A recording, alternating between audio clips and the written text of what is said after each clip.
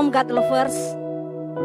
Saya percaya kasih setia Tuhan tidak pernah berubah dalam hidup kita. Mari datang kepadanya pagi ini. Bawa hatimu dan engkau pasti menemukannya.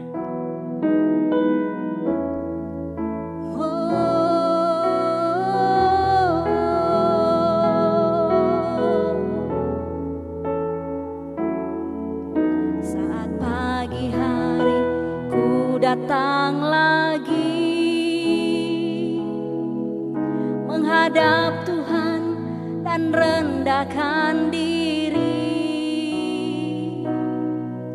mengucap syukur buat hari yang Kau beri, memuji Tuhan dengan sepenuh hati.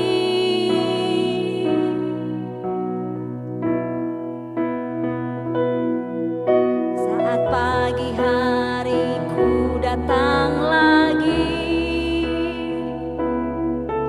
menghadap Tuhan dan rendahkan diri, mengucap syukur buat hari yang Kau beri, memuji Tuhan dengan sepenuh hati. Tuhan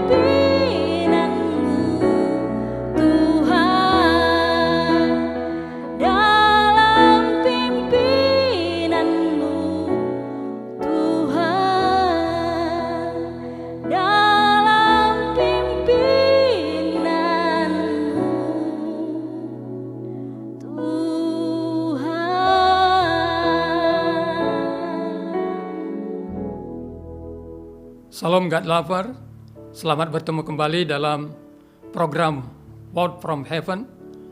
Adalah sebuah sukacita bagi kami setiap kali dapat mengunjungi God Lover sekalian dengan membagikan kebenaran firman Tuhan. God Lover yang dikasihi Tuhan, filosofi hidup adalah sesuatu yang sangat penting dalam menjalani kehidupan.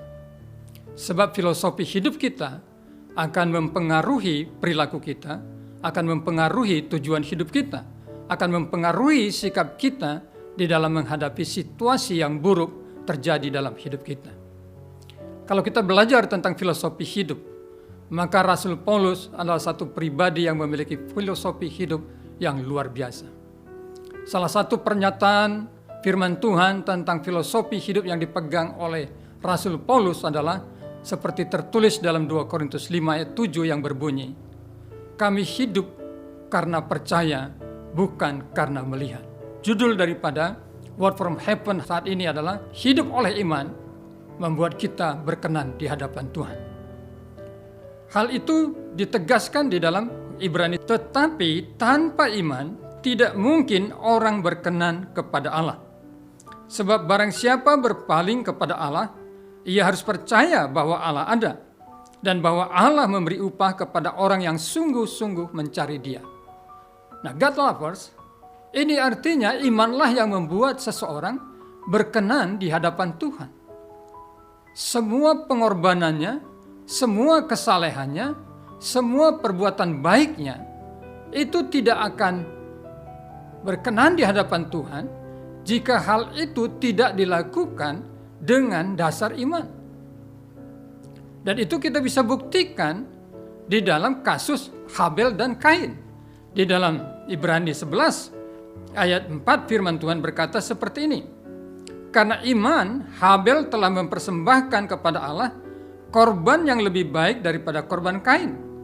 Dengan jalan itu ia memperoleh kesaksian kepadanya bahwa ia benar karena Allah berkenan akan persembahannya, dan karena iman ia masih berbicara sesudah ia mati. Jadi ditegaskan bahwa persembahan Habel itu diterima oleh Tuhan, berkenan di hadapan Tuhan, berbeda dengan persembahan Kain, itu bukan karena masalah bentuk korbannya, tetapi karena didasarkan oleh iman. Mengapa Habel memberikan korban yang lebih baik daripada korban Kain? Firman Tuhan ini mengatakan dasarnya adalah iman. Jadi Habel seorang yang memiliki filosofi hidup, beriman kepada Tuhan, maka dia memberi yang terbaik kepada Tuhan. Dan itu berkenan di hadapan Tuhan, bukan karena pemberiannya lebih baik, tetapi karena dia lakukan dengan dasar iman. Contoh berikut adalah dari Bapak Abraham. Bapak Abraham disebut sebagai Bapak orang beriman. Mengapa Bapak Abraham disebut sebagai Bapak orang beriman? Karena dia mempercayai Tuhan di saat sesuatu sepertinya tidak mungkin. Ketika Abraham komplain kepada Tuhan dengan berkata, ini dalam Kejadian 15, Tuhan, untuk apalah segala kekayaanku ini? Untuk apa ribuan unta ini? Untuk apa banyaknya emas ini? Toh saya tidak punya anak, nanti yang akan mewarisi adalah orang asing itu, pembantuku. Lalu Tuhan berkata, tidak. Bukan pembantumu itu yang mewarisi kekayaanmu, tetapi anak kandungmu sendiri. Lalu Tuhan mengajak Abraham pergi keluar dari tendanya untuk melihat ke langit. Lalu Tuhan berkata, hitunglah berapa banyak itu bintang-bintang yang ada di langit. Kalau engkau bisa menghitungnya, maka sebanyak itulah nanti keturunanmu.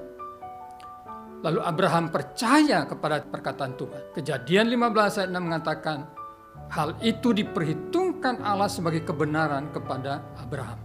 Peristiwa itu diulang lagi dalam Roma pasal 4. Walaupun Abraham tahu tidak ada dasar untuk berharap, karena tubuhnya sudah lemah dan istrinya Sarah telah tertutup rahimnya, tetapi terhadap janji Allah bahwa dia akan menjadi bapa bagi banyak bangsa, itu tetap dia percayai, sebab dia percaya Allah yang telah berjanji adalah Allah yang berkuasa menggenapi janjinya. Iman percayanya itu di dalam ayat 22 dikatakan, hal itu membuat Allah memperhitungkan sebagai kebenaran. Jadi Abraham menjadi orang yang berkenan di hadapan Tuhan adalah karena dia percaya kepada Tuhan. Contoh yang ketiga adalah umat Allah, bangsa Israel. Ketika Musa telah memimpin bangsa Israel mau mendekati memasuki tanah perjanjian, dia mengutus 12 pengintai untuk melihat tanah perjanjian itu, tanah Kanaan itu. Ke-12 pengintai itu memberikan laporan yang sama, bahwa tanah itu sungguh tanah yang subur, tanah yang penuh dengan kelimpahan susu dan madu. Tetapi di tanah itu ada kota-kota bertembok tinggi, ada orang-orang yang bertubuh besar. Laporan itu adalah realita dan fakta. Tetapi 10 orang berkata, oleh karena itu, karena tanah itu adalah tanah yang diduduki oleh orang-orang raksasa dengan kota yang bertembok tinggi, kita mustahil bisa mengalahkannya, merebutnya. Kita tidak mungkin merebut. Tetapi 2 pengintai yang lain berkata, kita bisa, bersama Tuhan kita bisa. 10 orang itu memprovokasi rakyat sehingga mereka berontak kepada Musa. Lalu kita tahu akibatnya. Generasi itu bersama 10 pengintai itu tidak boleh masuk ke tanah perjanjian. Tetapi 2 pengintai, yaitu Yosua dan Kaleb, yang percaya bahwa Tuhan sanggup memberikan tanah itu kepada mereka, bersama generasi kedua masuk ke tanah Kanaan dan merebut tanah Kanaan itu. Iman membuat Kaleb dan Yosua berkenan di hadapan Tuhan. Bapak Ibu yang kasih Tuhan, hiduplah dengan beriman, karena itu membuat Tuhan berkenan dalam hidup. Itulah yang membuat kita diselamatkan. Iman pada Yesus kita diselamatkan. Mari kita berdoa. Bapa di surga, kami bersyukur kepadamu, karena Engkau telah memberikan jalan bagi kami untuk hidup berkenan di hadapan-Mu, yaitu dengan mempercayai Engkau sepenuh hati. Hidup dalam beriman kepada Tuhan, seperti Habel, seperti Bapa Abraham, seperti Yosua dan Kaleb, seperti orang-orang percaya yang lain yang beroleh keselamatan, karena percaya kepada Yesus Kristus Tuhan Juru Selamat kami. Berkatilah para God lovers ya Tuhan, orang-orang yang sangat mengasihi Tuhan. Teguhkan iman mereka senantiasa, agar mereka selalu berkenan di hadapan Tuhan. Terpujilah nama-Mu, berkati jugalah Diaspora TV bersama dengan gereja dan programnya, sehingga memuliakan Tuhan dan diberkati Tuhan. Dalam nama Tuhan Yesus. Amin. Saya percaya renungan ini memberkati Bapak, Ibu, Saudara-saudari. Oleh karena itu silakan bagikan kepada keluarga, sahabat dan kerabat. Tuhan Yesus memberkati.